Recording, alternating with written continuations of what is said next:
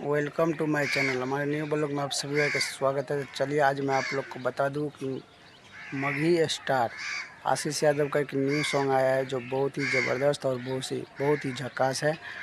उस सॉन्ग का टाइटल है शादी मुबारक, जो बहुत ही ज़बरदस्त है और बहुत ही झकास है। चलिए दिखाते हैं।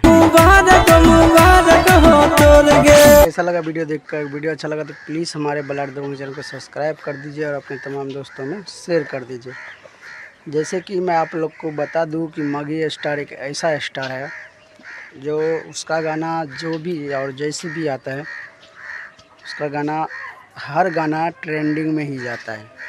और मगही स्टार आशीष यादव का अंदर एक ऐसा टैलेंट है जो उसका गाना आते ही ट्रेंडिंग में चला जाता है। और कुछ लोग भी सवाल करते हैं कि भाई आपका गाना जो भी आता है ट्रेंडिंग में चला जाता है, क्या आप पैसे लगाते हो क्या? ऐसा नहीं है, क्योंकि जिसके आवाज़ में दम होगा उसका गाना ट्रेंडिंग में जाएगा ही। और उसका गाना जो भी आता है बहुत ही ज़बरदस्त और बहुत ही झकास आता है, क्योंकि उसका गाना सुनने के बाद कुछ अलग ही फील होता है। जैसे कि ऐसा लगता है कि गाना सुन के सीधा दिल पे लगता है।